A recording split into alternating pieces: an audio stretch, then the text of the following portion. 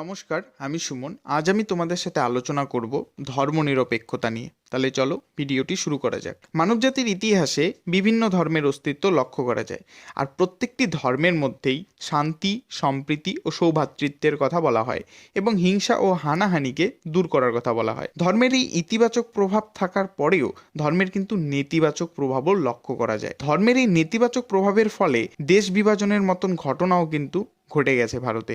ধর্মের এই প্রভাব শুধুমাত্র দেশ বিভাজনের মধ্যেই থেমে থাকেনি, দুটি বিশেষ ধর্মের প্রতি সংঘাত ও সংঘর্ষ সৃষ্টি হয়েছে। ধর্মনিরপেক্ষতার ধারণাটি নতুন কোনো ধারণা নয়, বহু প্রাচীন কাল থেকেই এই ধর্মনিরপেক্ষতা ধারণাটির অস্তিত্ব লক্ষ্য করা যায়। সাম্প্রতিক গবেষণায় এটাই প্রমাণিত হয়েছে যে ব্রিটিশরা আসার আগে মুঘল যুগে ধনী দরিদ্র, শিক্ষিত অশিক্ষিত এইসবের বিভাজন থাকলেও ধর্মের ভিত্তিতে কিন্তু কোনো সমাজে বিভাজন ছিল না। মুঘল সম্রাটরা হিন্দু প্রজাদের প্রতি কিন্তু যথেষ্ট উদার মনোভাব তাদের ছিল। প্রথম মুঘল সম্রাট বাবর তার গোপন ইচ্ছাপত্রে তার পুত্র হুমায়ুনকে তিনি কয়েকটি পরামর্শ দিয়েছিলেন। এক, রাজ্য শাসনের সময় কোনো ধর্মীয় সংস্কারকে যাতে মনে স্থান না দেয়।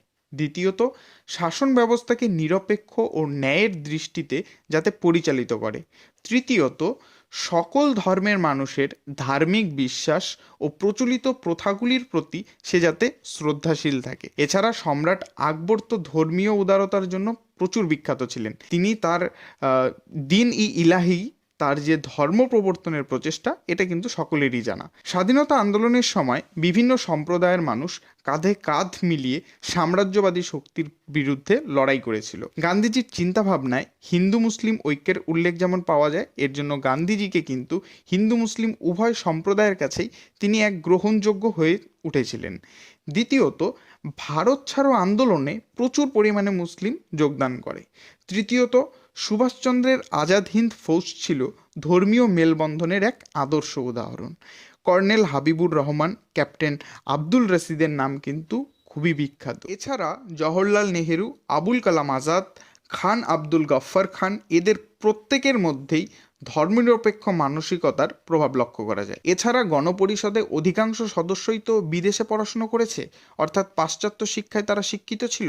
তাদের মধ্যে কিন্তু ধর্মনিরপেক্ষতার মনোভাবটা ছিল। তাই স্বাধীনতার পর ভারতীয় সংবিধানে ধর্মনিরপেক্ষতার আদর্শের ওপর কিন্তু অত্যন্ত গুরুত্ব দেয়, আর স্বাভাবিকভাবেই ভারতীয় সংবিধানে তো এই প্রভাবটা পড়বেই। 1950 সালে সংবিধান চালু হওয়ার সময় প্রস্তাবনায় ধর্মনিরপেক্ষ কথাটির উল্লেখ না পাওয়া গেলেও 1976 সালে 42তম সংবিধান সংশোধনের মধ্যে দিয়ে প্রস্তাবনায় সার্বভৌম, গণতান্ত্রিক, সমাজতান্ত্রিক ও ধর্মনিরপেক্ষতা এই শব্দগুলোকে যুক্ত করা হয় এবং ভারত রাষ্ট্রের অন্যতম প্রধান আদর্শ হিসেবে ধর্মনিরপেক্ষতা স্বীকৃতি পায়। যদিও ভারতীয় সংবিধানের পার্ট 3-তে অর্থাৎ ফান্ডামেন্টাল রাইটসে right to freedom of religion 25 থেকে 28 নং ধারায় বলা হয়েছে, অর্থাৎ এই অধিকারের বলে ভারতীয় নাগরিকেরা নিজের বিশ্বাস অনুযায়ী যে কোনো ধর্মের পালন ও আস্থা প্রদর্শন করতে পারবে।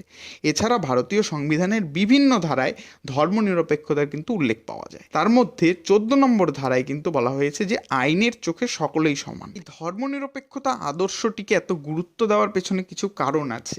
আসলে ভারতীয় সংবিধান রচয়িতারা মনে করেছিলেন যে ভারতে বিভিন্ন ধর্মের অবস্থান লক্ষ্য করা যায়, তাই রাষ্ট্রের মধ্যে যাতে ধর্মীয় গোঁড়ামি না চলে আসে, তার জন্য রাষ্ট্র যাতে কোনো ধর্মের পক্ষপাতিত্ব না করে ও কোনো ধর্মকে যাতে রাষ্ট্র মানুষের ওপরে চাপিয়ে না দেয়, এই জিনিসটাকে মাথায় রেখে তারা কিন্তু ধর্মীয় যে স্বাধীনতা সেটার কিন্তু তারা স্বীকৃতি দিয়েছিলেন। এবার আমরা জানবো যে ধর্মনিরপেক্ষতা কথাটির অর্থ কী।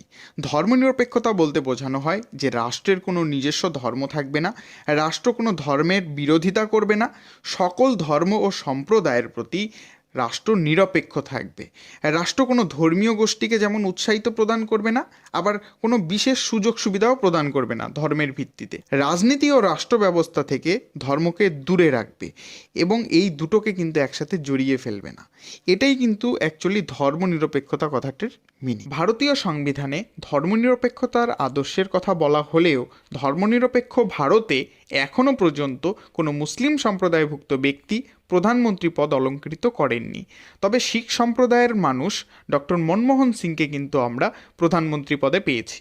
অবশ্য রাষ্ট্রপতি পদে কিন্তু বিভিন্ন সম্প্রদায়ের মানুষকে আমরা পেয়েছি, যেমন জাকির হোসেন, এপিজে আব্দুল কালাম, প্রণব মুখার্জি, বর্তমানে দ্রৌপদী মুর্মু। আবার এটাও আমাদের মনে রাখা দরকার, হিদায়েতুল্লাহ মুসলিম সম্প্রদায়ের মানুষ হওয়া সত্ত্বেও তার প্রধান বিচারপতি হওয়া আটকায়নি। প্রতিটি দেশেই সংখ্যালঘু ও সংখ্যাগরিষ্ঠ সম্প্রদায়ের উপস্থিতি লক্ষ্য করা যায়।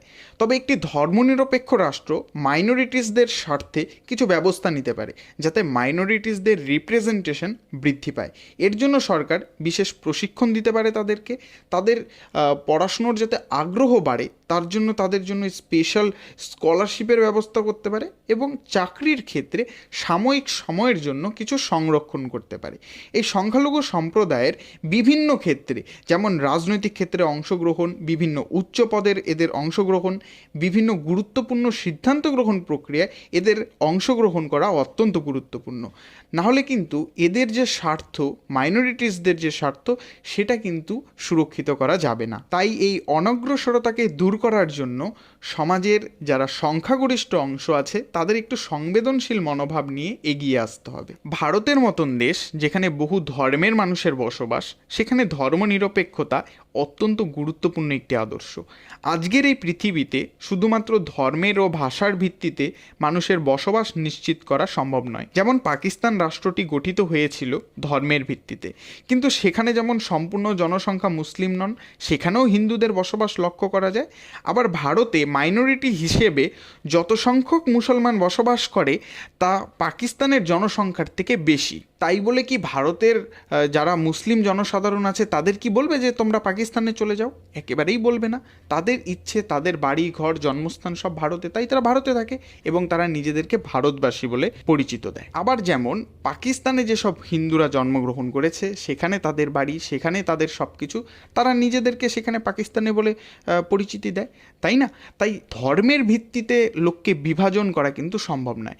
যখন ভারত এবং পাকিস্তান দুটো দেশ বিভাজিত হয় তখন এমন অনেক হয়েছে, অনেক হিন্দু পাকিস্তানে চলে গেছে, আবার অনেক মুসলমান ভারতে চলে এসছে, ঠিক আছে?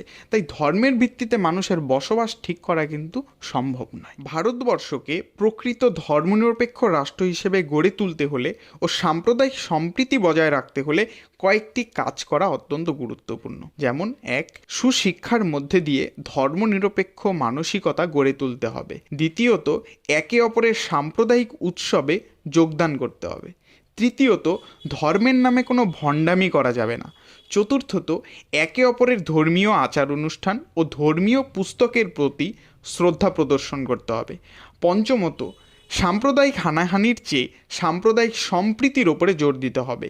আর এক্ষেত্রে যেসব সংবাদ মাধ্যমগুলো থাকে, যেসব প্রচার মাধ্যমগুলো থাকে, সেগুলোর কিন্তু ভাইটাল রোল প্লে করা উচিত। কারণ আমরা আজকের দিনে যে নিউজ পেপারগুলো কীভাবে সাম্প্রদায়িক দাঙ্গাগুলোকে হাইলাইট করে, সেইগুলো কিন্তু এক ধর্মনিরপেক্ষ রাষ্ট্রে একেবারেই মানানসই নয়। ষষ্ঠত, কোনো সাম্প্রদায়িক সম্পর্কে ভুল তথ্য বা অপপ্রচার বা গুজব রটানো একেবারেই ঠিক না, তাহলে কিন্তু ধর্মীয় দাঙ্গা লক্ষ্য করা যেতে পারে। তাই এই জিনিসগুলো যদি মাথায় রাখা হয়, অবশ্যই ভারতে ধর্মনিরপেক্ষতাকে সুনিশ্চিত করা যাবে। তো এই ছিল আজকের ভিডিও। যদি তোমাদের ভিডিওটি ভালো লেগে থাকে, লাইক, কমেন্ট এবং চ্যানেলটিকে সাবস্ক্রাইব করে দিও।